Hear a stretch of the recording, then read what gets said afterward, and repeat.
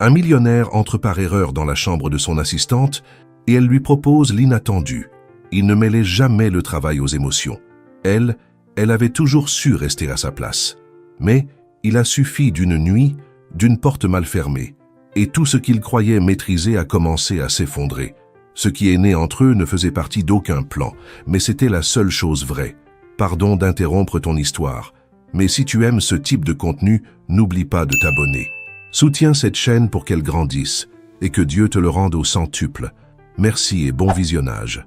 L'hôtel impérial se dressait majestueusement au cœur de Paris, ses murs en pierre calcaire et ses grandes fenêtres reflétant les derniers rayons du soleil couchant. Auguste Salcedo, propriétaire du conglomérat Groupe Salcedo, traversait le hall opulent d'un palace. La conférence internationale des affaires francophones avait été éprouvante, en particulier la session sur l'innovation technologique où il avait été l'orateur principal. À tout juste 43 ans, Auguste avait bâti un empire à partir de rien. Son visage, aux traits marqués et aux yeux noisettes perçants, affichait rarement une quelconque faiblesse. Pourtant, ce soir-là, la fatigue l'envahissait entièrement. Distrait, il repassait mentalement les points abordés lors de la réunion avec les investisseurs japonais, tout en cherchant la carte magnétique dans la poche de son costume sur mesure. Le couloir du dernier étage était totalement silencieux. Lorsqu'il trouva enfin la carte, il la glissa dans le lecteur de la porte 507, sans se rendre compte que sa chambre était en réalité la 509. Le voyant vert clignota, et Auguste poussa la porte, entrant avec l'aisance de quelqu'un qui retrouve son espace personnel. Mais quelque chose clochait. Un sanglot à peine audible le figea sur place. Devant lui, dans la pénombre, une silhouette féminine était assise sur la moquette. La lampe de chevet diffusait une lumière douce qui n'éclairait que partiellement la scène. « René ?» murmura-t-il, reconnaissant son assistante personnelle. Elle leva les yeux, surprise et vulnérable comme il ne l'avait jamais vue. René Orozco, toujours impeccable avec ses cheveux noirs tirés en un chignon parfait, les portait désormais détachés sur ses épaules. Sa robe bleu turquoise, celle qu'elle avait portée durant les présentations de l'après-midi, était légèrement froissée. Ses yeux, d'ordinaire vifs et attentifs, étaient rouges et gonflés. « Monsieur Auguste, je suis désolé, je ne m'attendais pas, » balbutia-t-elle, tentant de se relever précipitamment. C'est alors qu'Auguste remarqua la feuille froissée que René tenait entre ses mains tremblantes. Sans réfléchir, il fit un pas de plus à l'intérieur de la pièce. « Je me suis trompé de chambre, » dit-il, conscient qu'il devait s'excuser et partir immédiatement. C'était la chose correcte à faire, la chose professionnelle. Pourtant, quelque chose le retenait, figé dans cet espace qui n'était pas le sien. René essuya ses larmes du revers de la main, tentant de retrouver la maîtrise d'elle-même qui la caractérisait. « Ne vous en faites pas, j'aurais dû mettre le verrou. Pardonnez-moi de me montrer ainsi. » Depuis 3 ans, René était son bras droit, méticuleuse, discrète, brillante, la femme qui organisait chaque aspect de sa vie professionnelle sans jamais montrer une faille dans son professionnalisme. Celle-là même qui avait refusé un poste mieux payé à Lyon pour continuer à travailler avec lui. Et la voilà devant lui, complètement anéantie par quelque chose qu'Auguste ignorait. « Vous allez bien ?» demanda-t-il, sachant que c'était une question idiote. Un sourire triste étira les lèvres de René. « Je vais aller bien, monsieur. Ce sont des affaires personnelles. » En d'autres circonstances, Auguste aurait hoché la tête, respectant la barrière invisible entre le travail et le privé. Mais la fatigue avait affaibli ses défenses habituelles. Sans dire un mot, il retira sa veste, la posa sur une chaise et s'assit sur la moquette, à 1 mètre d'elle. Le silence entre eux devint dense, presque palpable. Dehors, Paris poursuivait sa symphonie nocturne. Klaxons lointains, bruissements de la vie urbaine, et parfois le murmure de la fontaine dans la cour intérieure de l'hôtel. « Ma sœur a un cancer », dit enfin René, brisant le silence sans le regarder directement. « En phase terminale. On me l'a confirmé aujourd'hui. » Auguste eut l'impression qu'un poids immense s'installait sur sa poitrine. Ce n'étaient pas les mots eux-mêmes, mais la résignation dans la voix de René. « Je suis vraiment désolé », répondit-il, et pour la première fois depuis des années, il le pensait sincèrement. Ce n'était pas une formule toute faite. René serra le papier entre ses doigts. C'est le résultat du dernier examen. 2 mois, peut-être 3. Le silence s'installa de nouveau, mais cette fois, il était différent. Ni gênant, ni professionnel. C'était celui de 2 êtres partageant un moment de vulnérabilité sincère. Auguste observa René. Jamais il ne l'avait vraiment regardé. Il remarqua la petite cicatrice au-dessus de son sourcil gauche, la façon dont une mèche rebelle tombait sur son front, l'intensité de ses yeux sombres lorsqu'enfin ils croisèrent les siens. « On pense toujours qu'on a le temps », murmura-t-elle. Auguste ne répondit pas par des mots. Pour la première fois depuis qu'il pouvait s'en souvenir, il fut simplement là. Pas en tant que PDG, pas en tant que patron, pas en tant que stratège calculateur, juste en tant qu'Auguste, un homme assis sur une moquette, partageant la douleur d'un autre être humain. Et cela, paradoxalement, le terrifia plus que n'importe quel effondrement boursier ou négociation ratée. Car dans cet échange de regards prolongé, dans ce silence partagé, Auguste Salcedo commença à ressentir quelque chose qu'il avait tenu endormi pendant des décennies. Son humanité dépouillée de titres et de comptes en banque. « Vous n'êtes pas obligé de rester », dit René enfin, mais son regard disait le contraire. « Je sais, répondit-il sans bouger. Je sais, répondit-il sans bouger. La nuit avançait sur la Ciudad de Mexico, enveloppant en ombre les bâtiments coloniaux et les gratte-ciel modernes. La nuit avançait sur Paris, enveloppant d'ombre les immeubles haussmanniens et les tours modernes. Dans la chambre 507 de l'hôtel impérial, un homme qui possédait tout et une femme qui était en train de tout perdre partageaient un moment que ni l'un ni l'autre n'avaient prévu. Et bien que rien n'ait été dit, tout fut ressenti. Pour la première fois de sa vie, Auguste Salcedo se permit simplement d'être là, et cela, sans qu'il ne le sache encore, allait tout changer à jamais. L'aube à Paris arriva accompagnée du bruit familier des klaxons et des vendeurs ambulants débutant leur journée. Dans sa chambre de l'hôtel impérial, Auguste Salcedo se réveilla en sursaut. L'image de René vulnérable, assise au sol, l'avait hanté toute la nuit. Il saisit son téléphone et consulta ses courriels comme il le faisait chaque matin, avant même de se lever. Parmi les messages habituels, l'un se détachait avec un objet qui le fit se redresser d'un coup. Demande officielle de mutation départementale. Auguste ouvrit le message et le relut 3 fois d'affilée. « Monsieur Salcedo, par la présente, je vous adresse formellement ma demande de mutation vers le département du développement communautaire du groupe Salcedo, avec effet dans les plus brefs délais. Je considère que mes compétences seraient mieux exploitées dans cette division. Je vous remercie de votre compréhension et reste dans l'attente de votre réponse. Cordialement, René Orozco Formel. Distant, professionnel. » Comme si la nuit précédente n'avait jamais eu lieu. Auguste reposa le téléphone sur la table de nuit et se passa une main sur le visage. Il ne comprenait pas pourquoi cette demande le troublait autant. Il avait reçu des dizaines de requêtes similaires au cours de sa carrière. Des employés en quête d'évolution, de changement de service, de nouveaux défis. Cela faisait partie du jeu de l'entreprise. Mais cette fois, c'était différent. Cette fois, c'était René. « C'est mieux ainsi », se dit-il en se douchant. Le département du développement communautaire était situé au 12e étage, loin de son bureau au 20e. Ce serait plus simple pour eux deux, plus professionnel, comme il se doit. La matinée s'écoula entre réunions et présentations. La conférence se poursuivait, et Auguste s'efforçait de se concentrer sur les chiffres et les projections qui défilaient devant ses yeux. Pourtant, il se surprenait à la chercher du regard. Dans la salle de réunion principale, près de la machine à café dans le hall. Ce fut durant la pause déjeuner qu'il la vit enfin. René se trouvait près de la table des amuse-bouches, en train de discuter avec un cadre d'une entreprise colombienne. Elle portait un tailleur bordeaux et ses cheveux étaient à nouveau relevés. La professionnelle irréprochable était de retour.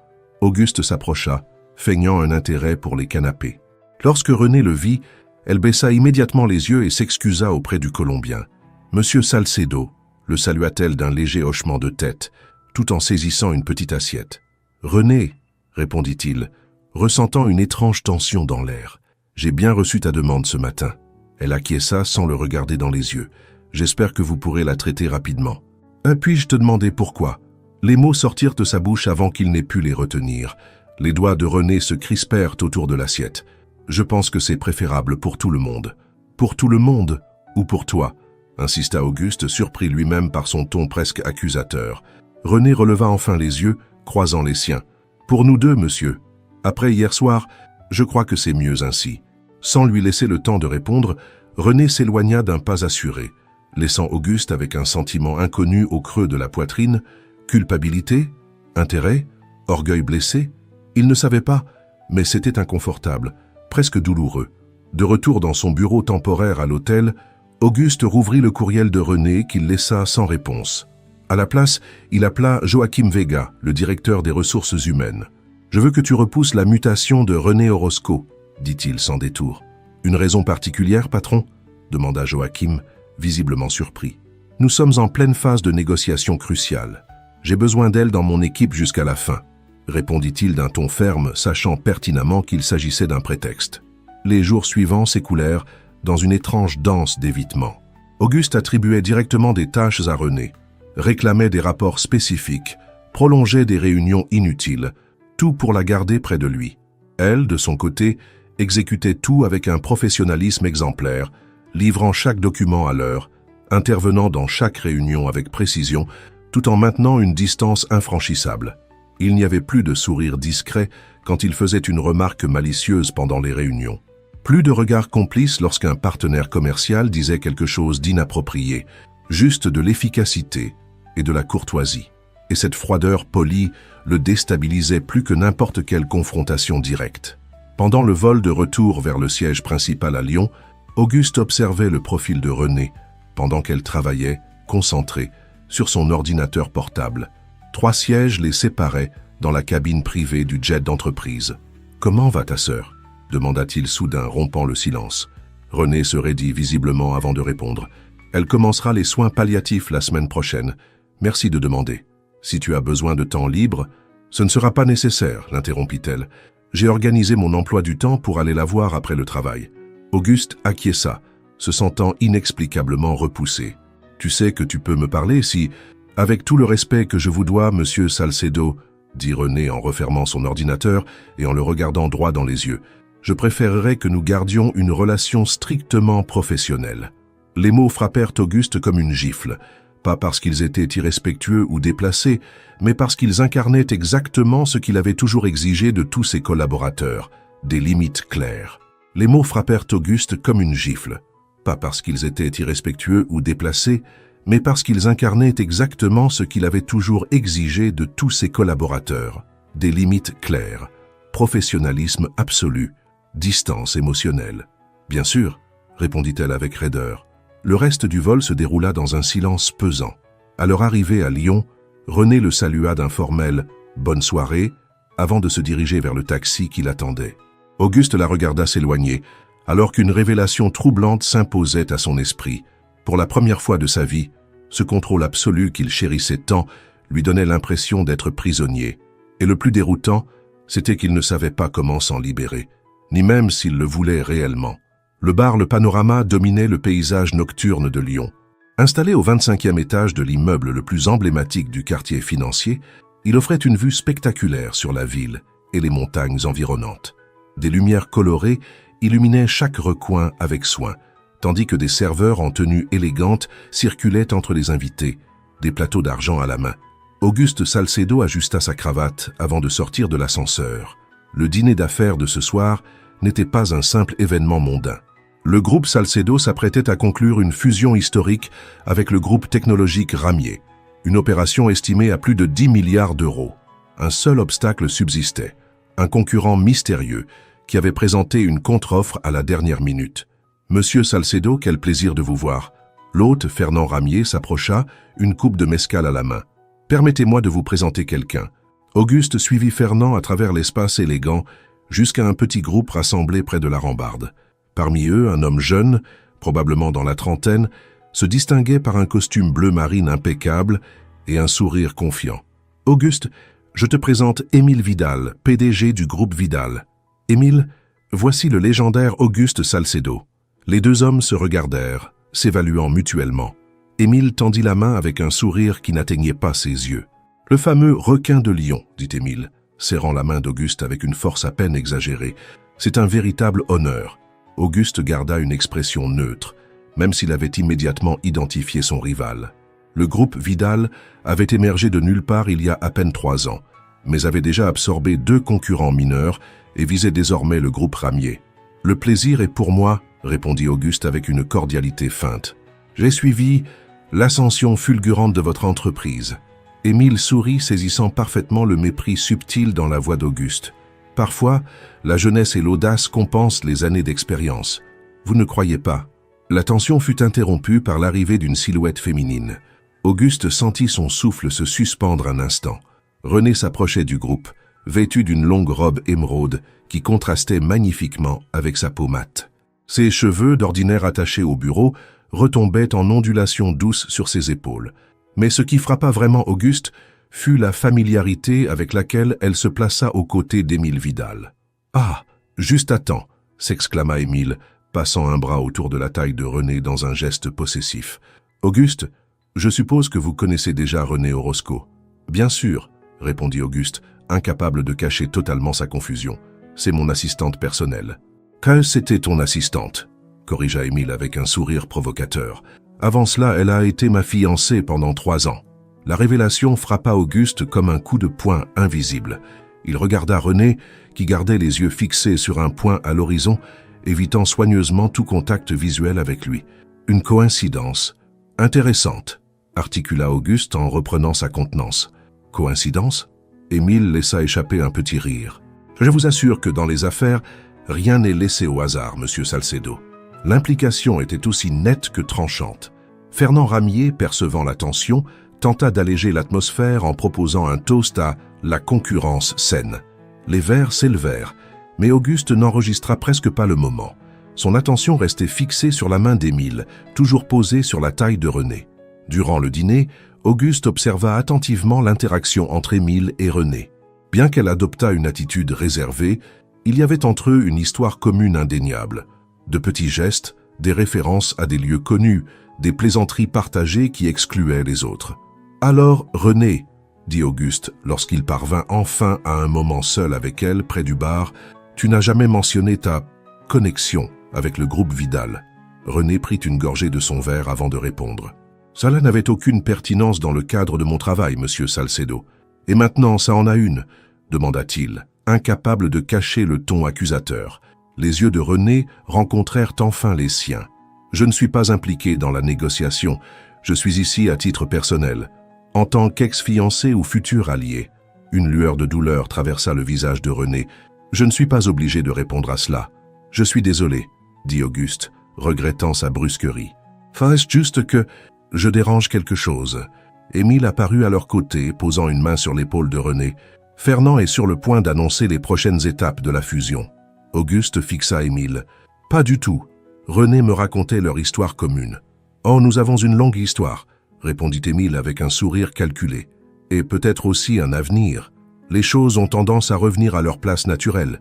Tu ne crois pas, mon amour ?» René ne répondit pas. Auguste sentit quelque chose brûler en lui, un sentiment primitif, inconnu, qui brouillait son habituelle froideur analytique. Ce n'était pas la frustration de voir un contrat compromis. C'était plus viscéral, plus personnel. C'était de la jalousie. La révélation le laissa momentanément paralysé. De la jalousie. Lui, Auguste Salcedo, l'homme qui avait bâti un empire sans jamais céder à la moindre faiblesse émotionnelle. « Si vous voulez bien m'excuser, » dit soudainement René, « j'ai besoin d'un moment. »« Si vous voulez bien m'excuser, » dit soudainement René, « j'ai besoin d'un moment. » Pendant qu'elle s'éloignait, les deux hommes restèrent face à face, se jaugeant tels des prédateurs sur un territoire disputé. « Elle est extraordinaire, n'est-ce pas ?» commenta Émile. « Brillante, loyale, magnifique. Je ne comprends pas comment elle a pu se contenter d'être une simple assistante pendant si longtemps. »« René n'a jamais été simple en rien, » répliqua Auguste avec froideur. Émile sourit. Une défense intéressante de la part de quelqu'un qui ne voit que des employés, pas des êtres humains. Tout le monde sait que pour Auguste Salcedo, les gens sont interchangeables. Les mots touchèrent leur cible comme des fléchettes bien placées. Car au fond, Auguste savait que c'était vrai, ou du moins que ça l'avait été jusqu'à récemment. « Les gens changent », répondit-il simplement. « Trop tard, je le crains », rétorqua Émile en jetant un regard vers René. « Certaines opportunités ne se présentent qu'une seule fois. » Alors qu'Émile s'éloignait pour rejoindre Fernand Ramier, Auguste resta immobile, les yeux fixés sur René, qui conversait désormais avec quelques cadres à l'autre bout de la terrasse. La nuit lyonnaise brillait autour de lui, mais pour la première fois de sa vie, Auguste Salcedo ne parvenait pas à apprécier le panorama de succès qu'il avait toujours poursuivi, car il venait de découvrir qu'il désirait quelque chose de plus, quelque chose qu'il avait peut-être déjà perdu avant même de réaliser qu'il le voulait. Le siège du groupe Salcedo occupait les 5 derniers étages d'une imposante tour de verre au centre de Lyon. Depuis son bureau au dernier étage, Auguste contemplait la ville en tenant une tasse de café depuis longtemps refroidie. Sur son bureau, un rapport détaillé sur le groupe Vidal était ouvert, plusieurs sections surlignées en jaune. Une semaine s'était écoulée depuis la rencontre sur le rooftop et Auguste n'arrivait pas à chasser l'image de René aux côtés d'Émile Vidal. Même l'intensité des négociations avec le groupe Ramier ne suffisait pas à le distraire entièrement. Son téléphone sonna. C'était Thomas, son nouvel assistant temporaire. « Monsieur Salcedo, la réunion avec le département financier va commencer. »« Merci, Thomas. D'ailleurs, mets-moi en relation avec René Orozco. »« Avec Madame Orozco ? Mais elle ne fait plus partie de votre équipe directe, monsieur. Depuis sa demande de transfert, je sais parfaitement où elle est, » l'interrompit Auguste. « Mets-moi simplement en contact avec elle. » Quelques minutes plus tard, René entrait dans son bureau, une tablette à la main, l'expression prudente. Elle portait un tailleur gris et ses cheveux étaient attachés en une queue de cheval basse. « Vous m'avez fait demander, monsieur Salcedo ?» Auguste s'éclaircit la gorge. « J'ai besoin que tu m'accompagnes à la réunion avec le département financier. »« Moi ?» René fronça les sourcils. « Monsieur Thomas a tous les documents nécessaires et je suis en plein projet pour le département du développement communautaire. Ta présence est indispensable, » insista Auguste, évitant son regard perçant. « Tu es celle qui connaît le mieux les détails des 3 derniers exercices fiscaux. » C'était une excuse faible, et ils le savaient tous les deux. Mais René, toujours professionnel, acquiesça brièvement avant de le suivre jusqu'à la salle de réunion. Les jours suivants, le schéma se répéta. Auguste trouvait des raisons de plus en plus élaborées pour exiger la présence de René. Des présentations où elle seule pouvait expliquer certains points, des réunions avec des partenaires internationaux qui exigeaient sa participation, des révisions contractuelles qui nécessitaient son expertise. Le point culminant arriva quand Auguste annonça que René devait l'accompagner pour un voyage d'affaires à Annecy, où il rencontrerait de potentiels investisseurs dans un resort exclusif en bord de lac. « C'est complètement inutile », protesta René en privé dans le bureau d'Auguste. « Monsieur Thomas peut parfaitement vous accompagner, et j'ai des dossiers en cours ici. » « Des dossiers avec Émile Vidal ?» Les mots lui échappèrent avant qu'il puisse les retenir. René le fixa, mêlant surprise et indignation. « Ma vie privée ne vous regarde pas, monsieur Salcedo. Elle me regarde si elle interfère avec mon entreprise. C'est ça qui vous inquiète? Que je transmette des informations à Vidal ?» Sa voix tremblait légèrement. « Après 3 ans de loyauté absolue, c'est ce que vous pensez de moi ?» Auguste se passa une main sur le visage, conscient de son erreur. « Non, je suis désolé, René. Ce n'était pas mon intention. » Un silence tendu s'installa entre eux. Finalement, René soupira. « J'irai à Annecy parce que c'est mon travail. Mais je veux que ce soit bien clair. Ma relation avec Émile Vidal est terminée depuis longtemps et je ne compromettrai jamais l'intégrité de cette entreprise. » Le voyage à Annecy se déroula entre réunions et présentations. Durant la journée, René maintenait une distance strictement professionnelle, mais Auguste remarquait de petits changements. Un effleurement de main involontaire en lui remettant des documents, un sourire furtif lorsqu'il faisait une remarque maligne en réunion, un regard prolongé d'une seconde de trop. Le dernier soir, après avoir conclu avec succès un accord avec les investisseurs, Auguste proposa une promenade dans le village. L'air frais de la montagne était un soulagement après des journées tendues. « Ce n'est pas nécessaire que tu m'accompagnes, » dit-il, redoutant un refus. « Un peu d'air frais me ferait du bien, » répondit-elle, le surprenant. Annecy brillait de lumière chaude, se reflétant dans le lac. Ils marchèrent en silence dans les ruelles pavées, entre maisons anciennes et petites boutiques d'artisanat qui commençaient à fermer. « Comment va ta sœur ?» demanda finalement Auguste. René s'arrêta un moment avant de répondre. « Les médecins disent qu'elle répond mieux que prévu au traitement palliatif. Peut-être que nous avons plus de temps que ce qu'on pensait. Je suis content de l'entendre. Merci de demander. C'est important pour moi. » Ils s'arrêtèrent devant une petite chapelle illuminée par des lanternes suspendues. L'air était devenu plus frais et René se frotta les bras instinctivement. Sans réfléchir, Auguste retira sa veste et la posa sur les épaules de René. Ses doigts effleurèrent la peau de sa nuque et il sentit un léger frisson la parcourir. « René, » murmura-t-il, « ce que j'ai dit au bureau, je n'ai jamais douté de ta loyauté. C'est juste que depuis cette nuit à l'hôtel, moi... » « Vous n'avez rien à expliquer, » l'interrompit-elle, mais elle ne recula pas. « Ça ainsi, je dois le faire, » insista Auguste, « parce que pour la première fois de ma vie, je ne sais pas comment gérer ce que je ressens. » René le regarda droit dans les yeux, vulnérable et forte à la fois. Et que ressentez-vous, Auguste? C'était la première fois qu'elle utilisait son prénom, sans le formel Monsieur Salcedo. Cela sonnait différemment dans sa bouche, plus intime, plus vrai. Sans répondre par des mots, Auguste se pencha et l'embrassa. Ce n'était ni un baiser calculé, ni hésitant. Il était impulsif, presque désespéré, comme s'il s'était retenu trop longtemps. À sa surprise, René ne le repoussa pas. Pendant un instant suspendu, elle répondit avec la même intensité. Mais ensuite, aussi brusquement que cela avait commencé, elle s'écarta. « Nous ne pouvons pas, murmura-t-elle, bien que ses yeux disaient autre chose. « Pourquoi pas ?» demanda-t-il, tenant toujours son visage entre ses mains. « Parce que je ne suis pas certaine que cela signifie la même chose pour nous deux. » Sa voix était ferme, malgré son trouble évident. « Je ne peux pas être une distraction passagère, ni un trophée dans ta rivalité avec Émile. »« Ce n'est pas ça, » protesta Auguste. « Alors qu'est-ce que c'est ?» demanda-t-elle sur un ton de défi. Auguste ouvrit la bouche pour répondre, mais il se rendit compte qu'il n'avait pas de réponse claire. Qu'éprouvait-il exactement? De l'attirance? Un esprit de compétition? Quelque chose de plus profond?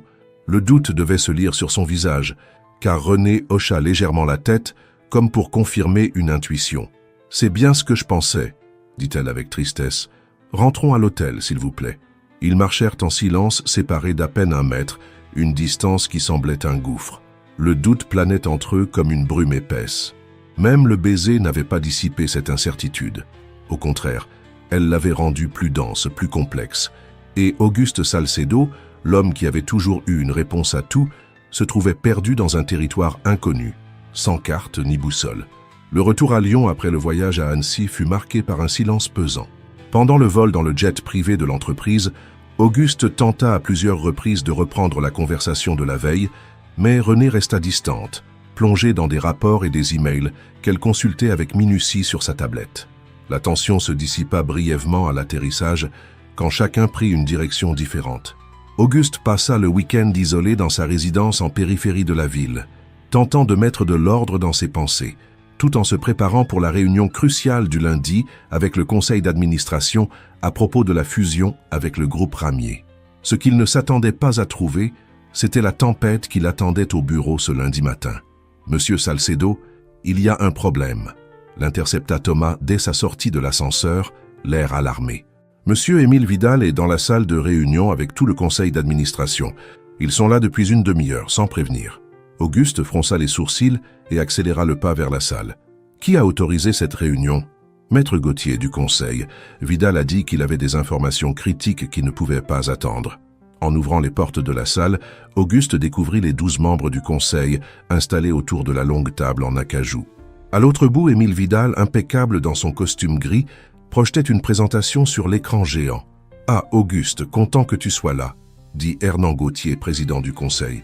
Monsieur Vidal nous montrait des informations préoccupantes.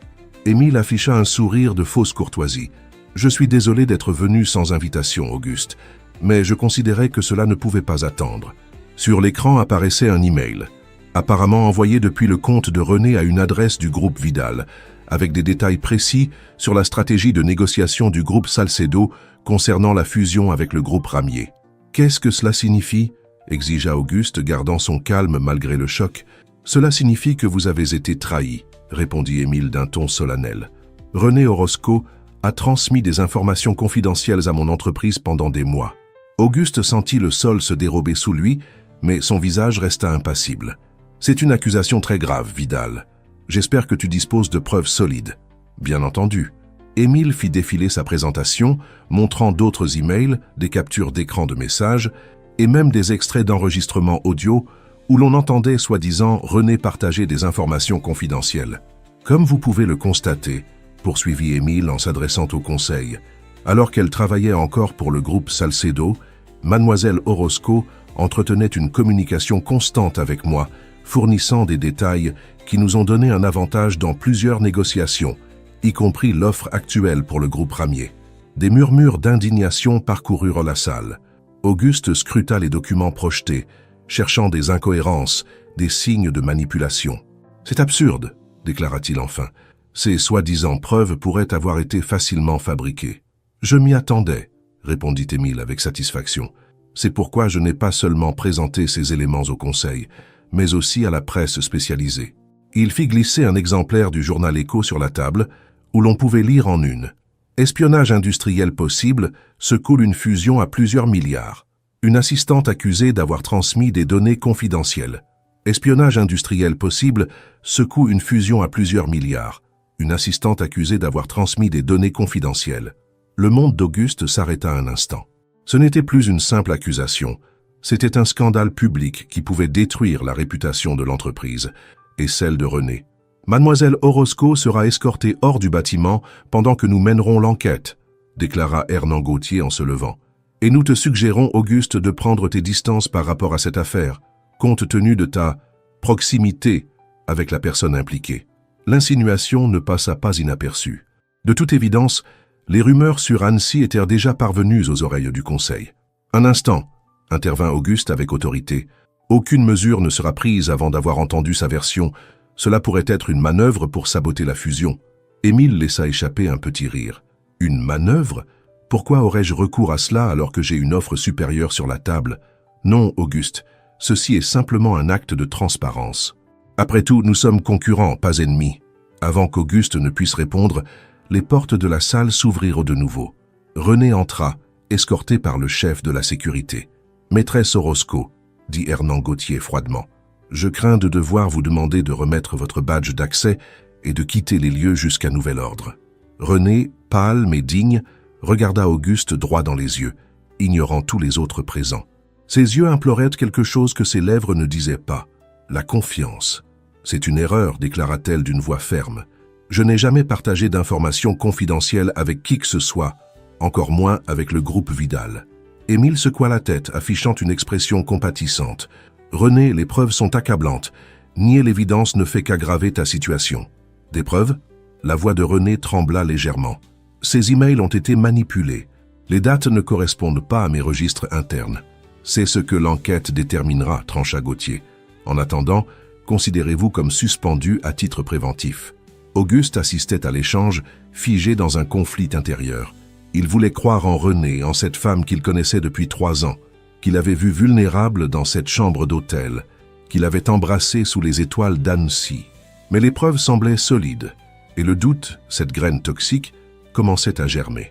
Lorsque la réunion prit fin, Auguste se retrouva seul dans son bureau, contemplant la ville à travers la baie vitrée. La nouvelle circulait déjà dans les couloirs. René Orozco, l'assistante efficace et discrète, avait été escortée hors du bâtiment, accusée d'espionnage industriel. Après des heures de réflexion intense, Auguste prit une décision. Il se rendit à l'immeuble résidentiel où vivait René, dans un quartier tranquille de Lyon. Il devait entendre sa version, la regarder dans les yeux, connaître la vérité. René ouvrit la porte après la 3e sonnerie. Elle portait une tenue décontractée et avait les cheveux détachés, mais son expression restait d'une dignité totale, malgré la surprise évidente de le voir là. « Je peux entrer ?» demanda Auguste. Elle s'écarta pour le laisser entrer dans un appartement petit mais élégant. Des photos de famille ornaient les murs, et sur une table basse, Auguste aperçut un cadre avec la photo d'une jeune femme ressemblant à René. Sa sœur, supposa-t-il. « Je ne m'attendais pas à te voir ici, » dit-elle en croisant les bras. « J'ai besoin de connaître la vérité, René. » Une ombre de douleur passa sur son visage. « La vérité ? Ou la confirmation de tes soupçons ? Je n'ai pas dit que je te soupçonnais. Pas besoin de le dire. » René le regarda droit dans les yeux. « Ça se lit sur ton visage, Auguste. Le doute, la méfiance. Les preuves sont plutôt convaincantes, » répondit-il, se haïssant pour ses propres mots. « Ces preuves sont fabriquées. » La voix de René était ferme, sans la moindre hésitation. Émile est un maître dans l'art de manipuler les situations à son avantage. C'est précisément pour cela que notre relation s'est terminée. Auguste voulait la croire. Il le voulait sincèrement. Mais les images se mêlaient dans son esprit. La chambre d'hôtel, le baiser à Annecy, les documents projetés en salle, René aux côtés d'Émile sur le rooftop. « Si tu ne me fais pas confiance après tout ce temps, » continua-t-elle en interprétant son silence, « alors nous n'avons plus rien à nous dire. »« René, je... » »« Non » le coupa-t-elle en ouvrant la porte. « Ne doute pas de moi, Auguste. C'est tout ce que je te demande. » Et avant qu'il ne puisse répondre, René referma la porte, le laissant seul avec ses doutes et un cœur partagé entre la raison qui avait toujours guidé sa vie et les sentiments qu'il commençait à peine à découvrir. Le bureau d'Auguste Salcedo habituellement un lieu de décision ferme et de stratégie lucide, était devenu une cage de verre.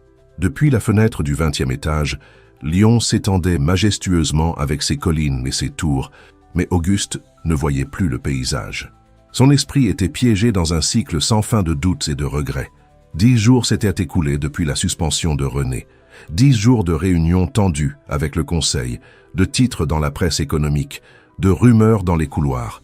La fusion avec le groupe Ramier ne tenait plus qu'à un fil, alors que les actionnaires hésitaient entre l'offre du groupe Salcedo et celle, apparemment plus transparente, du groupe Vidal. « Monsieur Salcedo », l'interrompit Thomas depuis l'embrasure de la porte, « le département juridique a transmis le rapport préliminaire sur le dossier Orozco. » Auguste acquiesça et tendit la main pour recevoir le dossier.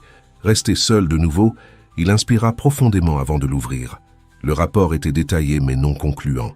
Les experts n'étaient pas en mesure de confirmer avec certitude si les courriels avaient été falsifiés, bien qu'ils aient signalé certaines incohérences dans les métadonnées. Il referma le dossier, frustré. Il referma le dossier, frustré. Quelque chose ne collait pas dans toute cette affaire, mais son instinct de contrôle, cette partie de lui qui avait toujours besoin d'avoir raison, l'empêchait d'admettre qu'il avait peut-être commis une erreur en doutant de René.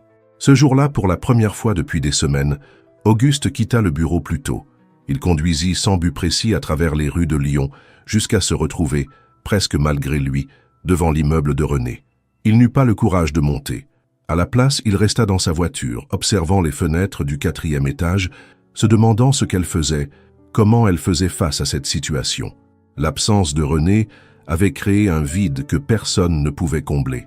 Ce n'était pas seulement son efficacité professionnelle qui lui manquait, c'était sa présence discrète mais constante, sa manière d'anticiper ses besoins avant même qu'il ne les formule, sa capacité à atténuer ses aspérités avec les clients les plus difficiles. Il avait bâti sa routine autour d'elle sans même s'en rendre compte, et maintenant qu'elle n'était plus là, il sentait qu'il lui manquait quelque chose de fondamental. Ce soir-là, dans la solitude de sa résidence, Auguste se mit à repasser mentalement chaque interaction avec René. Chaque conversation, chaque geste, chaque regard. Il cherchait des signes de tromperie, de duplicité. Mais tout ce qu'il trouva, ce furent des moments de loyauté inébranlable, de dévouement absolu, d'honnêteté même lorsque la vérité était inconfortable. Il réalisa, avec une clarté douloureuse, qu'il n'avait jamais réellement fait confiance à qui que ce soit. Son succès s'était construit sur l'idée que tout le monde, tôt ou tard, le trahirait. Et cette méfiance systématique l'avait poussé à douter de la seule personne qui méritait peut-être sa confiance inconditionnelle. Pendant ce temps, de l'autre côté de la ville, René menait son propre combat. Son appartement, autrefois un refuge paisible, était devenu une prison. Les journalistes avaient réussi à trouver son adresse et l'attendaient chaque fois qu'elle sortait. Les anciens collègues qui la respectaient l'évitaient désormais, craignant d'être associés au scandale. Et sur le plan financier, la situation devenait critique, ses comptes ayant été gelés pendant l'enquête. Mais le pire, c'étaient les messages d'Émile. Au début, de simples rappels de son offre. Retirer les accusations si elle acceptait de revenir auprès de lui et de travailler pour le groupe Vidal. Puis, face à ses refus répétés, les messages prirent un tour plus sombre, suggérant qu'il pourrait aggraver sa situation, voire nuire à sa sœur malade. Cet après-midi-là, René avait pris une décision. Les mains tremblantes, elle réserva un billet de bus pour Avignon, où vivait une grande tante. Elle avait besoin de s'éloigner de Lyon, des accusations, des regards chargés de méfiance, et surtout, elle avait besoin de distance avec Auguste Salcedo et la douleur que provoquait son doute. Alors qu'elle rangeait ses affaires les plus essentielles, le téléphone sonna. C'était Lucie, une des rares amies à être restée en contact. « C'est vrai que tu pars ?» demanda Lucie sans préambule. « Demain matin », confirma René, en pliant soigneusement un chemisier. « Je ne peux plus rester ici, Lu, c'est trop. Mais partir, ça donne l'impression que tu avoues ta culpabilité, » protesta son ami. « Et tous ceux qui te connaissent savent que tu ne ferais jamais ça. » René soupira. « Ce n'est plus une question de ce que j'ai fait ou pas. C'est une question de ce que les gens croient. Et les gens qui comptent ne me font pas confiance. » Le silence de l'autre côté de la ligne fut éloquent. Elles savaient toutes les deux de qui elles parlaient. Ce même soir, après 3 verres de whisky qui n'avaient pas réussi à apaiser ses pensées, Auguste reçut un appel inattendu. C'était Joachim Vega, le directeur des ressources humaines. « Désolé pour l'heure, Auguste, dit Joachim, mais je pense que tu devrais être au courant. Je viens d'apprendre que René Orozco a acheté un billet de bus pour Avignon. Le départ est prévu demain à 7h30. Auguste se redressa d'un coup, soudainement sobre. « Comment le sais-tu » ? Ma nièce travaille à la gare. Elle a reconnu René lorsqu'elle a acheté le billet cet après-midi. Après avoir raccroché, Auguste resta immobile, assimilant l'information. René partait. Elle quittait Lyon, l'entreprise, la possibilité de laver son honneur. Elle le quittait, lui. Et avec cette prise de conscience, la dernière barrière tomba. Il ne pouvait pas la laisser partir sans lui dire ce qu'il savait désormais avec certitude, qu'il croyait en elle, qu'il lui faisait confiance, qu'il avait besoin d'elle, non seulement comme assistante, mais comme la personne qui avait réveillé en lui des sentiments qu'il pensait être incapable de ressentir. Mais comment faire ? Comment se rapprocher d'elle après lui avoir fait défaut au moment le plus crucial ? Comment lui demander de rester sans passer pour un lâche, tentant de réparer une erreur quand il était peut-être trop tard ? Auguste regarda l'heure. 23h42. Il lui restait moins de 8 heures pour trouver une réponse. Sinon, René disparaîtrait de sa vie à jamais. Et avec elle, peut-être, la seule chance qu'il avait jamais eue d'être autre chose que le froid et calculateur, requin de Lyon. Pour la première fois de sa vie adulte, Auguste Salcedo n'avait pas de plan, ne contrôlait pas la situation, ne voyait pas la voie à suivre. Il ressentait seulement, avec une clarté foudroyante, le poids insupportable du doute qui l'avait conduit au bord de ce précipice émotionnel.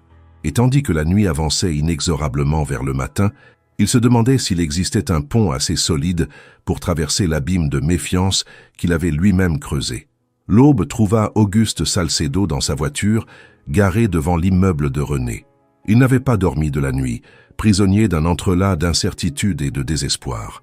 Il consulta sa montre, 6h15. Il avait encore le temps avant qu'elle parte pour la gare routière. Il était sur le point de sortir du véhicule lorsque son téléphone sonna. C'était Hernan Gauthier. « Auguste, nous avons besoin de toi immédiatement au bureau.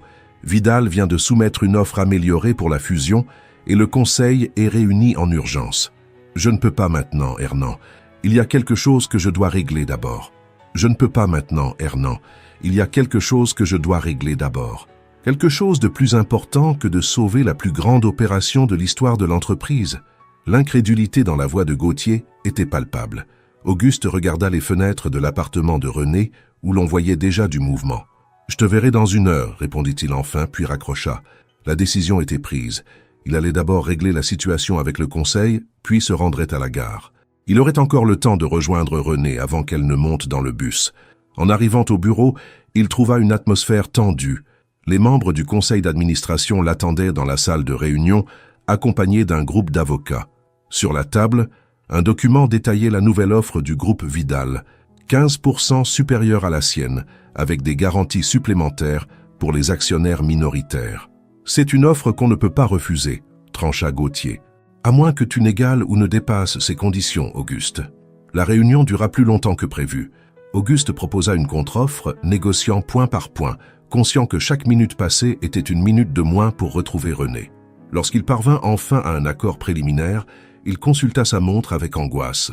7h18. « Je dois y aller », annonça-t-il en ramassant précipitamment ses documents. « Je vous fais confiance pour rédiger les termes conformément à ce qui a été convenu. » Laissant derrière lui des visages stupéfaits, jamais il n'avait quitté une réunion aussi importante, Auguste se précipita vers l'ascenseur.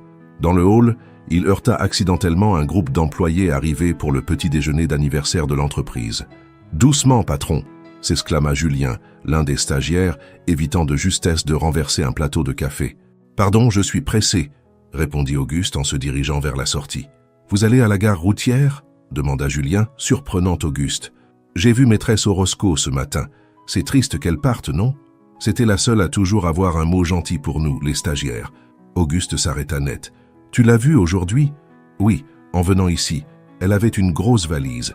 Je lui ai demandé si elle partait en vacances et elle m'a dit non, qu'elle quittait Lyon. » Julien fit une pause, hésitant à poursuivre. « Vous savez, c'est curieux. Maîtresse Renée gardait toujours de petits mots de motivation dans son sac. Elle nous en montrait quand on était démoralisé. Elle disait qu'on a tous besoin de se rappeler notre valeur. » Un souvenir frappa Auguste comme un éclair, le papier froissé dans les mains de René cette nuit-là à l'hôtel impérial. Et si ce n'était pas une preuve de trahison, mais quelque chose de bien plus personnel. « L'hôtel impérial a-t-il des caméras de sécurité dans les couloirs ?» demanda-t-il brusquement. « Julien cligna des yeux, déconcerté par le changement de sujet. « Oui, bien sûr. Mon cousin travaille à la sécurité là-bas. Il dit que c'est le système le plus perfectionné de tout Lyon. » Sans dire au revoir, Auguste se précipita vers sa voiture. Il fonça jusqu'à l'hôtel impérial, là où tout avait commencé. Grâce à son statut de client fidèle, il convainquit le responsable de la sécurité de lui montrer les enregistrements de la nuit où il avait trouvé Renée en pleurs. Les images étaient claires. Renée entrant dans sa chambre, apparemment calme. Quelques minutes plus tard, elle recevait un appel téléphonique. Son expression changeait radicalement en écoutant. Puis elle pleurait, déchirait un papier et le laissait tomber au sol. Tout cela 1 heure avant qu'Auguste n'entre par erreur dans sa chambre. « Avez-vous l'historique des appels de cette chambre ?» demanda Auguste. Le chef de la sécurité tapa sur son clavier. Selon l'historique, l'appel provenait d'un numéro associé à « Groupe Vidal ». Auguste sentit son souffle se couper. Émile avait appelé Renée ce soir-là, juste avant qu'il ne la trouve dévastée. « Encore une chose, » dit Auguste. « Le service de ménage conserve-t-il ce qu'il récupère dans les chambres ?» Le responsable secoua la tête. « Tout part directement à la poubelle. » Mais il s'interrompit, pensif. Cette nuit-là, il y a eu un problème avec la climatisation à cet étage. Le personnel de ménage n'est intervenu que le lendemain matin. Si le papier était encore là, 20 minutes plus tard, après avoir consulté les registres du personnel et localisé la femme de ménage responsable de la chambre 507, Auguste tenait entre ses mains un morceau de papier froissé et partiellement déchiré, récupéré du chariot de nettoyage. L'écriture était indiscutablement celle d'Émile. Le message, d'une cruauté glaçante. « Tu n'as jamais été suffisante pour moi. Tu ne le seras jamais pour personne. » Tout devenait clair désormais. La vulnérabilité de Renée cette nuit-là n'avait rien à voir avec de l'espionnage. C'était la conséquence d'une cruauté préméditée, celle d'un homme blessé qui, incapable de la reconquérir, avait décidé de la détruire professionnellement. Il était 7h40. Le bus de Renée était sans doute déjà parti. Le cœur battant à tout rompre, Auguste fonça vers la gare, s'accrochant à l'espoir d'un retard, d'un contretemps, d'un miracle qui lui permettrait d'arriver à temps. La gare routière bourdonnait d'activité lorsqu'il arriva. Il courut vers le quai des départs pour Avignon, esquivant voyageurs et valises. « Le bus de 7h30 pour Avignon !» cria-t-il à l'employé chargé des départs. « Il est déjà parti ?» L'homme consulta sa tablette. « Il est parti il y a 10 minutes, monsieur. » Auguste sentit le monde s'arrêter. C'était trop tard. Pour la première fois de sa vie, il avait échoué dans quelque chose de vraiment important. Non pas parce que les circonstances étaient contre lui, mais parce qu'il avait douté trop longtemps, parce qu'il avait choisi le contrôle au lieu de la confiance, la raison plutôt que le cœur. Il retourna lentement à sa voiture, le papier froissé toujours dans la main. Un sentiment qu'il ne connaissait pas l'envahissait entièrement, un regret pur, brut, implacable. Un sentiment qu'il ne connaissait pas l'envahissait entièrement, un regret pur, brut, implacable. Ce n'était pas la frustration d'avoir perdu un contrat ou échoué dans une négociation. C'était quelque chose de bien plus profond, de bien plus douloureux. Il réalisa, avec une lucidité poignante, qu'il aimait Renée. Pas comme on apprécie une assistante efficace ou une alliée fiable. Il l'aimait en tant qu'homme, avec toutes les vulnérabilités et les peurs que cela implique. Et maintenant qu'il le comprenait enfin, il était trop tard. Assis dans sa voiture, sur le parking de la gare routière, Auguste Salcedo, le puissant homme d'affaires qui avait toujours contrôlé chaque aspect de sa vie, ressentait pour la première fois l'impuissance absolue du regret. Et tandis que les larmes, une première également, embuaient en sa vision, il se demandait s'il existait au monde une seconde chance pour quelqu'un qui venait à peine d'apprendre à ressentir. Les 3 jours suivants furent les plus longs de la vie d'Auguste Salcedo. Après avoir manqué Renée à la gare, il était retourné au bureau avec une détermination renouvelée. Découvrir toute la vérité et laver son nom, même s'il était trop tard pour la reconquérir. Il rassembla une équipe d'enquêteurs privés, extérieurs à l'entreprise, pour analyser en profondeur les emails et documents qu'Émile avait présentés comme preuve. Les spécialistes en informatique légale commencèrent à démonter les fichiers, découvrant des incohérences dans les métadonnées et des modifications subtiles dans les dates et les contenus. Mais le véritable tournant arriva de manière inattendue. Un matin, alors qu'Auguste consultait des rapports dans son bureau, Thomas entra visiblement agité. « Monsieur Salcedo, quelqu'un insiste pour vous voir. Il dit avoir des informations sur l'affaire Orozco. » Le visiteur était Gabriel Menard, un ancien employé du groupe Vidal qui avait récemment démissionné. La voix tremblante mais résolue, il raconta comment Émile avait orchestré toute l'opération contre René. « Il m'a forcé à falsifier les emails », confessa Gabriel. « Nous avons modifié les dates, les contenus, parfois même inventé des échanges complets. Vidal est obsédé par elle depuis qu'elle l'a quitté il y a des années. Quand il a appris qu'il y avait quelque chose entre vous deux, il marqua une pause, il a perdu le contrôle. Gabriel avait apporté des copies des documents originaux et des enregistrements de réunions où Émile élaborait sa stratégie de diffamation. C'était la preuve nécessaire pour démolir complètement l'accusation. Ce même après-midi, Auguste convoqua le conseil d'administration et présenta les éléments. La réaction fut unanime. René Orozco devait être complètement blanchi et réintégré immédiatement dans l'entreprise.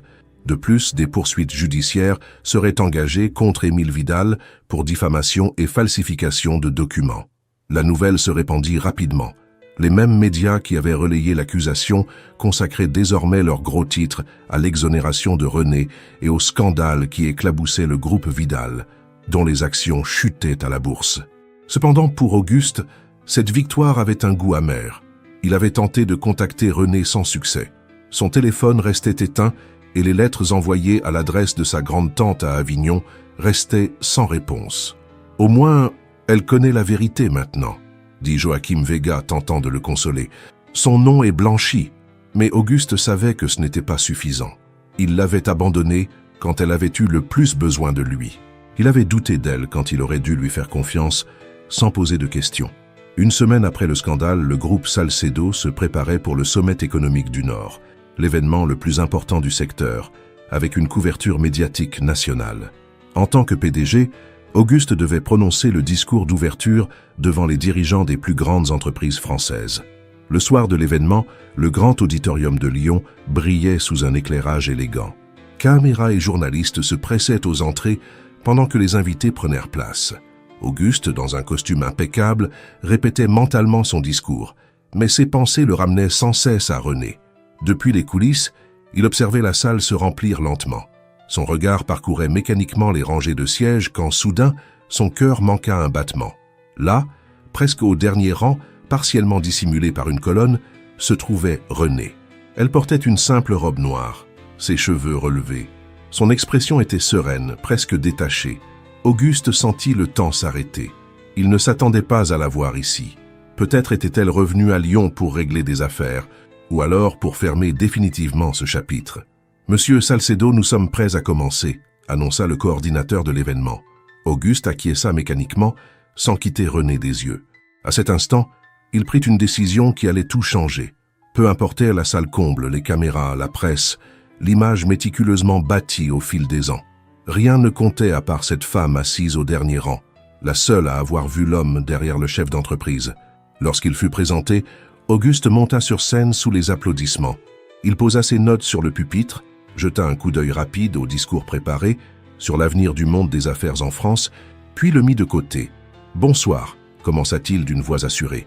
Le discours que j'avais prévu évoquait les stratégies d'entreprise, les fusions à plusieurs milliards, l'avenir du secteur. Il fit une pause, cherchant René du regard parmi le public. Mais ce soir, je veux parler de quelque chose de plus important, la vérité et la confiance. Un murmure parcourut l'auditorium. Les journalistes se penchèrent en avant, sentant que quelque chose d'inattendu allait se produire. Beaucoup d'entre vous connaissent les récents événements liés à mon entreprise. Ce que vous ignorez, c'est qu'au cœur de cette tempête se trouvait une personne innocente qui a payé le prix fort pour ma propre incapacité à lui faire confiance. Les caméras captèrent son visage, diffusant en direct sa confession à tout le pays. Les caméras captèrent à son visage, diffusant en direct sa confession à tout le pays. L'Auguste Salcedo d'autrefois, le requin de Lyon, froid et calculateur, n'aurait jamais exposé ses vulnérabilités ainsi. Mais cet Auguste-là n'existait plus. Pendant des années, j'ai construit un empire fondé sur le contrôle absolu et la méfiance systématique. Je croyais que cela faisait ma force, mais j'ai découvert, de la manière la plus douloureuse, que cela faisait ma faiblesse. Sa voix trembla légèrement. Parce que lorsque quelqu'un est apparu, quelqu'un qui méritait toute ma confiance, je n'ai pas su la lui accorder. Depuis son siège, René fixait l'homme sur scène, son visage exprimant un mélange de surprise et d'émotion contenue. René Orozco n'a pas seulement été blanchi de toutes les accusations mensongères, elle a été la seule personne à m'avoir appris qu'il existe des choses qu'on ne peut pas contrôler. Les émotions, la confiance, l'amour. Le silence dans l'auditorium était total. Pas un souffle. « René, » poursuivit Auguste en la regardant directement, « tu n'as pas douté de moi lorsque je suis entré par erreur dans ta chambre et que je t'ai vu vulnérable. Tu n'as pas douté de moi lorsque je t'ai demandé de rester assise au sol partageant ta douleur. Mais moi, j'ai douté de toi quand tu avais le plus besoin de moi. Et cette erreur a failli me coûter ce que j'ai de plus précieux. » Les caméras suivirent son regard et trouvèrent René au fond de la salle. Son visage, projeté sur les écrans géants, laissait couler des larmes silencieuses. « Je ne sais pas si je mérite une seconde chance, » conclut Auguste. « Je sais seulement qu'aujourd'hui, pour la première fois de ma vie, je suis prêt à ne plus rien contrôler, à juste ressentir et faire confiance. » L'auditorium resta silencieux quelques secondes, digérant ce qui venait de se produire. Puis, lentement, un applaudissement s'éleva, grandissant jusqu'à devenir une ovation. Mais Auguste n'était déjà plus sur scène. Il avait descendu les marches et marchait droit vers le fond de la salle, où René s'était levé, les yeux pleins de larmes et une expression qui peut-être promettait un nouveau départ. Le grand auditorium de Lyon était suspendu dans une attente fébrile. Auguste Salcedo descendait du podium avec assurance, traversant l'allée centrale, tandis que les caméras tentaient de suivre sa progression. Certains spectateurs se penchaient pour mieux voir, d'autres murmuraient, stupéfaits que le légendaire requin de Lyon ait interrompu son propre discours pour une confession aussi personnelle. Auguste avançait sans prêter attention au regard ou au flash. Ses yeux ne voyaient qu'une personne. Lorsqu'il arriva au dernier rang, il s'arrêta devant René. Sous les lumières tamisées, il distingua clairement les larmes brillantes sur ses joues. « René », dit-il doucement, déplaçant le micro qu'il tenait encore pour que ses prochains mots soient uniquement pour elle. « Pardonne-moi d'avoir douté. » Elle le regarda, une force douce mêlée à une vulnérabilité poignante dans ses yeux sombres. « Pourquoi maintenant, Auguste? Pourquoi ici, devant tout le monde? »« Parce que je voulais que le monde entier en soit témoin, » répondit-il. « Parce que j'avais besoin que tous sachent que tu n'as jamais été coupable de rien, et parce que je me fiche désormais de ce qu'on pense de moi. » Auguste rapprocha le micro, conscient que l'auditorium tout entier, y compris les caméras de télévision, attendait son prochain mot.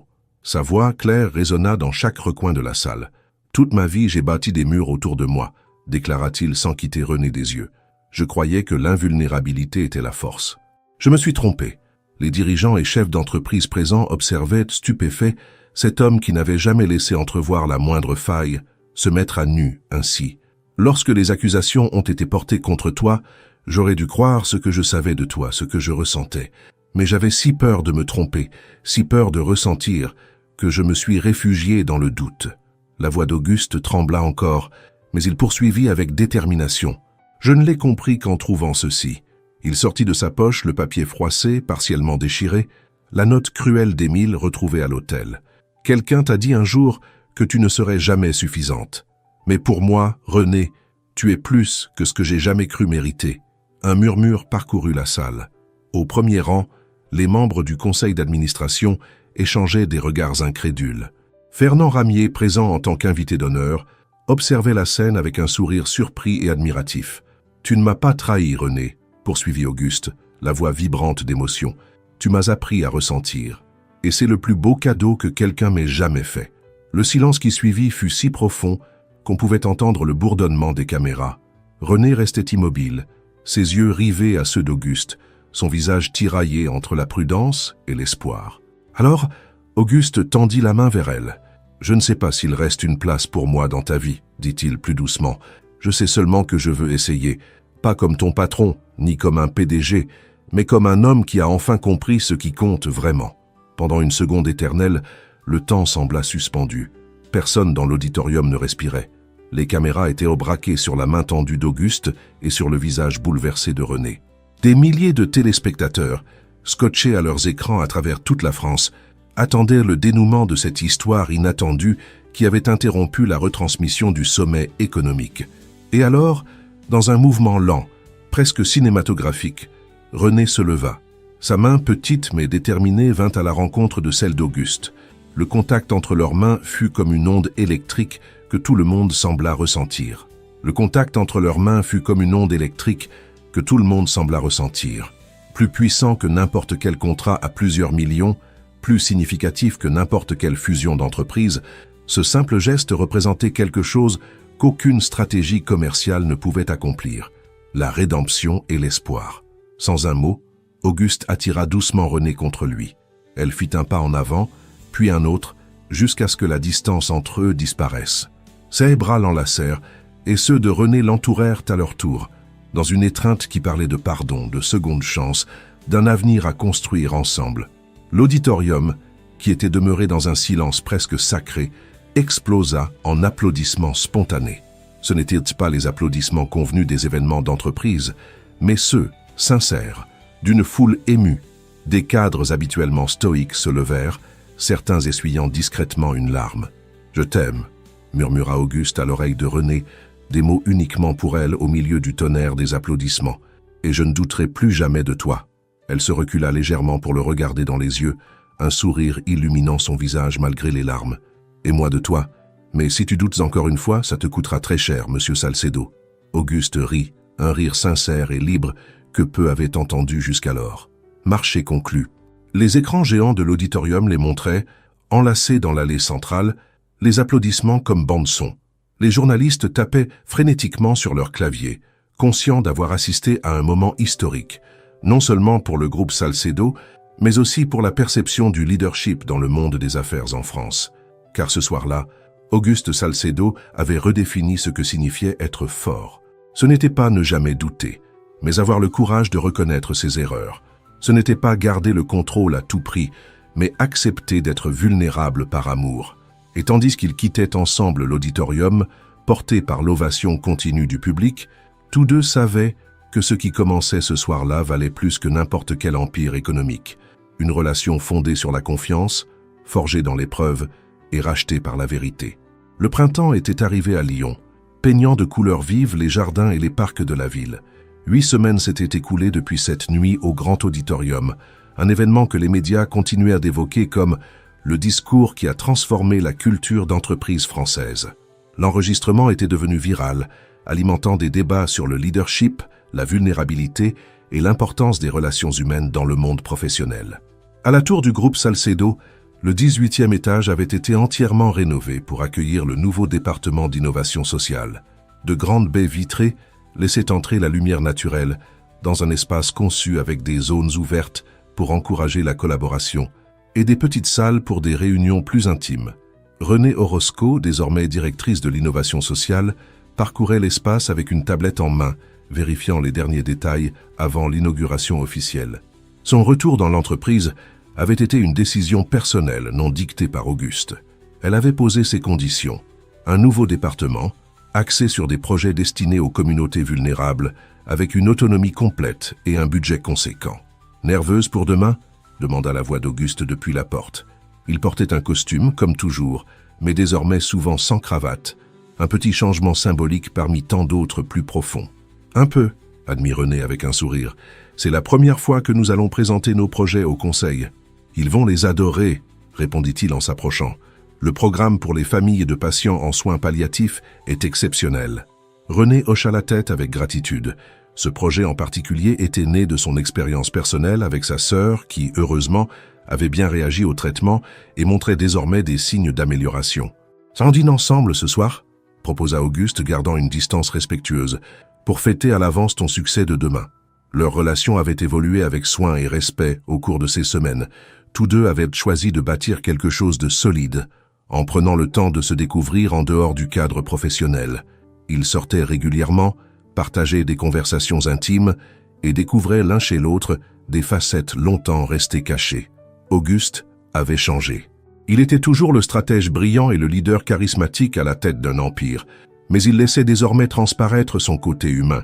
Il écoutait davantage, posait des questions sincères, admettait quand il n'avait pas toutes les réponses.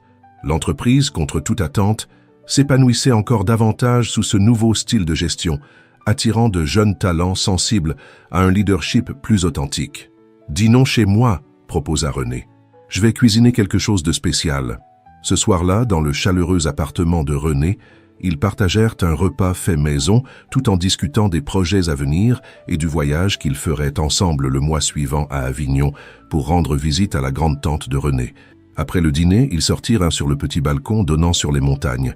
L'air nocturne de Lyon était frais et agréable. Ils s'assirent sur la balancelle double que René avait récemment installée, contemplant les lumières de la ville. « Émile Vidal a vendu son entreprise », commenta Auguste après un silence confortable. « Apparemment, après le scandale, les investisseurs ont perdu confiance. On dit qu'il part vivre en Espagne. » René acquiesça, ne ressentant plus rien pour l'homme qui avait tenté de la détruire. « J'espère qu'il trouvera la paix. »« Tiens, tu es bien trop généreuse, » répondit Auguste en prenant doucement sa main. Elle entrelaça ses doigts aux siens, savourant la chaleur de ce simple contact. « Ce n'est pas de la générosité, c'est de la libération. Je ne veux plus porter de rancune. » Auguste la regarda avec admiration. Chaque jour, Auguste découvrait une nouvelle raison d'aimer René. Sa force, sa compassion, sa capacité à pardonner sans jamais oublier les leçons. « Tu sais ce qui est le plus étrange ?» réfléchit-il à voix haute. « Pendant des années, j'ai cru que le contrôle absolu était la clé du succès. Maintenant, je réalise que certaines de mes meilleures décisions sont nées de moments où j'ai perdu ce contrôle. » « Comme entrer par erreur dans ma chambre d'hôtel, sourit-elle. « Exactement. » Auguste serra doucement sa main. « Ou interrompre le discours le plus important de toute ma carrière. » La brise nocturne jouait dans les cheveux de René pendant que la balancelle se balançait doucement. Au loin, les lumières de Lyon ressemblaient à des étoiles tombées du ciel, belles dans leur distribution imparfaite. « Je n'ai jamais voulu te changer, Auguste, » dit René après un moment, le regardant droit dans les yeux. « Je voulais juste que tu t'autorises à ressentir, que tu vois ce que je voyais en toi, au-delà de l'homme d'affaires. » Auguste se rapprocha jusqu'à ce que leurs fronts se touchent dans un geste intime plein de signification. « Avec toi, je n'ai pas le choix, » murmura-t-il, à peine audible. « Avec toi, je ressens tout. » Leurs lèvres se rejoignirent dans un baiser doux, bien différent du premier à Annecy. Il n'y avait ni urgence ni doute, seulement la certitude et une promesse. Quand ils se séparèrent, ils restèrent proches, partageant le même souffle, les mêmes espoirs. « Et maintenant, on fait quoi ?» demanda-t-elle dans un sourire espiègle. « Aucune idée, » répondit-il honnêtement, et tous deux éclatèrent de rire. Car c'était là la beauté de ce qu'ils avaient construit. Aucun plan rigide, aucune attente inflexible, quelque chose de bien plus précieux, la confiance, en eux-mêmes, en l'autre, en ce qu'ils pouvaient devenir ensemble. L'amour n'avait pas effacé tous leurs problèmes. René restait farouchement indépendante, et Auguste luttait encore parfois contre ses vieux réflexes de contrôle. Mais l'amour avait redéfini le sens de ces défis, les transformant en occasion de grandir ensemble, plutôt qu'en obstacles insurmontables. Et ainsi, sur ce balcon sous le ciel étoilé de Lyon, Auguste Salcedo prit la décision la plus importante de sa vie. Il choisit de ne plus contrôler. Il choisit simplement de vivre. Avec ses peurs et ses espoirs, ses forces et ses faiblesses, avec les certitudes et les doutes qui composent toute vie authentique. Il choisit de vivre aux côtés de la femme qu'il avait vue au plus vulnérable et qui, au lieu de profiter de cette faiblesse, lui avait appris que la véritable force naît de la capacité à ressentir. Et tandis que la nuit avançait paisiblement autour d'eux, ils surent tous les deux, sans avoir besoin de mots, que ce n'était que le début de leur histoire. 5 années s'écoulèrent depuis cette nuit sur le balcon de Lyon, lorsque Auguste et René décidèrent de simplement vivre, sans plan figé ni attente prédéfinie. Ce qui avait commencé comme un acte de courage devint un mode de vie, redéfinissant non seulement leurs relations, mais aussi leur vision du monde professionnel et de leur projet de vie. Le mariage eut lieu 2 ans après le discours de l'auditorium, comme on l'appelait toujours dans les cercles économiques. Ce fut une cérémonie intime dans un vignoble de la vallée de la Loire, avec à peine 80 invités. La sœur de René, Danielle, désormais rétablie, fut la marraine principale. À la surprise générale, Auguste choisit comme parrain Joachim Vega, le directeur des ressources humaines qu'il avait alerté du départ de René ce matin-là. Contrairement aux attentes de la haute société lyonnaise, René conserva son nom de famille professionnel et son indépendance. Le département d'innovation sociale qu'elle avait fondé devint une fondation autonome, la Fondation Horizon, toujours liée au groupe Salcedo. Sous sa direction, la Fondation lança des programmes révolutionnaires pour les patients en soins palliatifs et leurs familles, inspirés par ce qu'elle avait vécu avec sa sœur. Auguste, quant à lui, subit une transformation qui surprit ceux qui l'avaient connu à ses débuts. Sans perdre sa vision stratégique, ni la détermination qui l'avait conduit au sommet, il ajouta une nouvelle dimension à son leadership, l'empathie. Il expérimenta des modèles organisationnels plus horizontaux, impliquant les collaborateurs de tout niveau dans les grandes décisions. Pour de nombreux analystes, c'était une folie promise à l'échec. Pourtant, contre toute attente, le groupe Salcedo connut une croissance annuelle soutenue de 28% pendant les 5 années suivantes. Le leadership vulnérable n'est pas une faiblesse, c'est une évolution, déclara Auguste lors d'une conférence TED devenue virale, avec plus de 15 millions de vues. Pendant des années, j'ai cru que le contrôle absolu était synonyme de pouvoir. Aujourd'hui, je comprends que le véritable pouvoir commence quand on accepte de le partager. La vie domestique du couple se déroula dans une belle maison en périphérie de Lyon, avec de grands jardins et une vue dégagée sur les montagnes. Contrairement à l'opulence des demeures d'autres chefs d'entreprise, ils choisirent un espace chaleureux, alliant élégance et simplicité. Le bureau qu'ils partageaient devint le cœur de leur maison, un lieu où ils travaillaient sur des projets distincts, tout en échangeant idées et inspirations. L'arrivée des enfants ne fut pas planifiée, du moins pas à l'ancienne manière d'Auguste. Lorsque René lui annonça sa grossesse, près de 2 ans après leur mariage, ce fut avec une surprise joyeuse, qu'il accueillit avec des larmes inattendues. Pour cet homme qui avait un jour chronométré chaque minute de sa vie, la possibilité de fonder une famille sans l'avoir prévu représentait l'aboutissement de sa transformation intérieure. Les jumeaux, Mathieu et Hélène, naquirent un après-midi pluvieux d'octobre. Auguste, qui autrefois aurait relégué les affaires personnelles au second plan pour assister à une réunion importante, annula sans hésiter une négociation de plusieurs millions pour être présent à la naissance. Les photos de lui tenant ses enfants pour la première fois, le visage transformé par une émotion brute et sincère, furent partagées sur ses réseaux sociaux avec un simple message. Aujourd'hui, j'ai compris que le plus grand succès ne se mesure pas en chiffres. La paternité apporta de nouveaux défis et de nombreux apprentissages. Auguste, habitué à maîtriser chaque situation avec stratégie et logique, se retrouva totalement vulnérable face aux besoins et demandes de 2 petits êtres qui n'obéissaient à aucune logique d'entreprise. Les nuits sans sommeil, les pleurs sans explication, les petites victoires du quotidien comme un premier sourire ou un premier pas formaient un univers qu'il ne pouvait contrôler, mais qui lui procurait un bonheur qu'aucun succès professionnel ne lui avait jamais offert. Les enfants sont les meilleurs professeurs d'improvisation, confiait-il souvent à ses amis proches. Ils t'obligent à vivre dans le présent, sans trop planifier. René, de son côté, trouva dans la maternité une nouvelle source d'inspiration pour ses projets. La Fondation Horizon élargit son champ d'action en incluant des programmes de soutien aux mères actives en situation précaire, avec des crèches communautaires et des formations professionnelles permettant de concilier parentalité et développement de carrière. Son modèle fut répliqué dans 5 régions françaises avant de s'étendre à l'Europe francophone. L'équilibre entre vie professionnelle et personnelle ne fut jamais parfait. Il y eut des jours tendus, des moments où d'anciens réflexes refaisaient surface, des disputes sur les priorités et la gestion du temps. Mais même dans ces difficultés, la base de confiance construite entre eux permettait de résoudre les conflits dans le respect et la compréhension mutuelle. Je pense que le secret, c'est de ne pas chercher la perfection, expliqua René dans une interview pour le magazine Femmes Modernes, lorsqu'on lui demanda comment elle gérait ses nombreux rôles.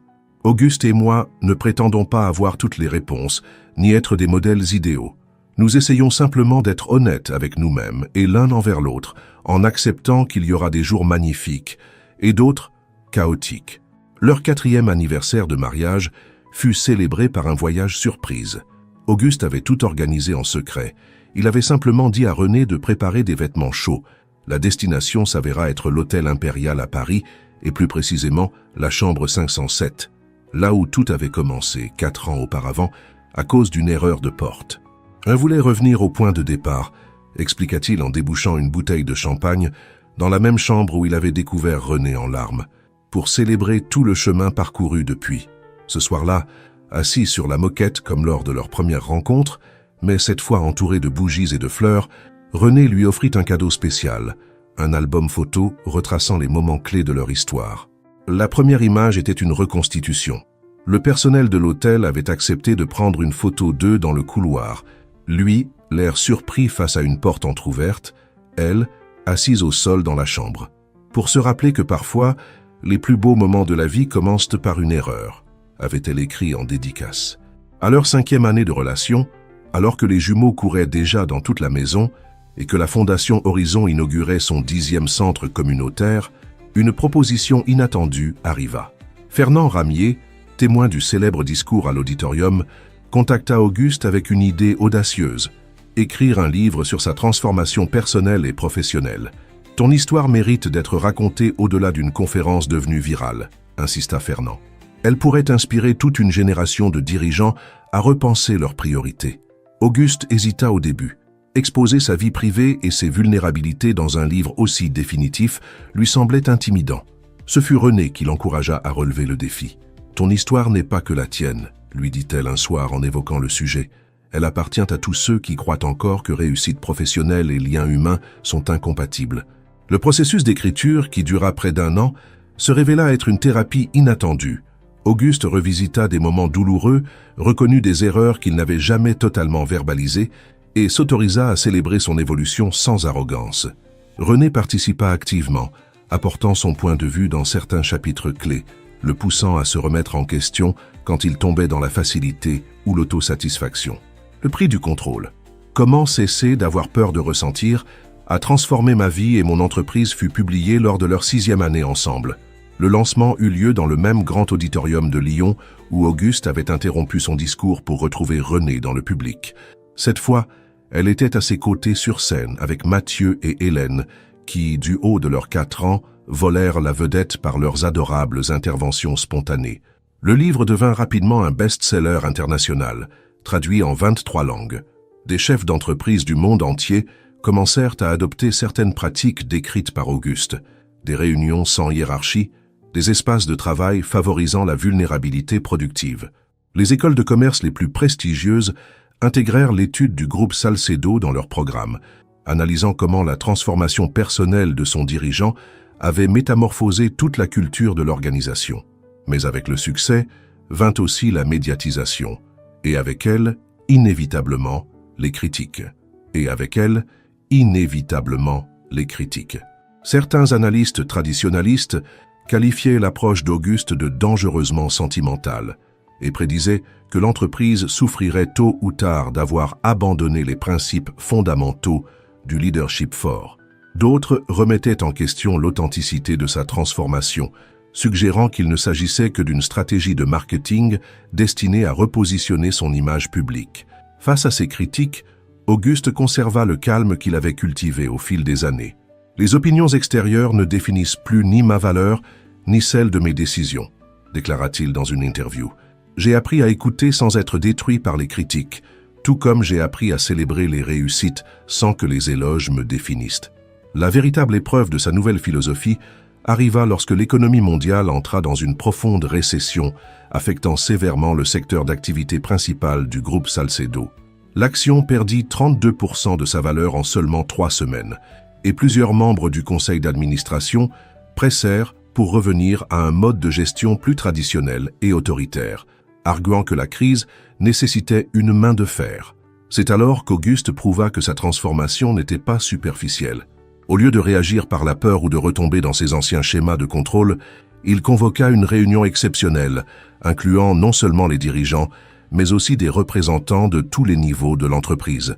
Pendant 3 jours intenses de travail collaboratif, ils élaborèrent ensemble une stratégie de réponse à la crise, impliquant des sacrifices partagés, des réductions salariales temporaires pour les cadres jusqu'à la réorganisation des services. « Si nous devons affronter cela, nous le ferons ensemble », déclara-t-il devant l'ensemble du personnel. « Je ne vous demanderai aucun sacrifice que je ne sois pas prêt à faire moi-même. » La stratégie porta ses fruits. Bien que douloureuse à court terme, elle permit à l'entreprise non seulement de survivre, mais de ressortir renforcée lorsque l'économie se redressa.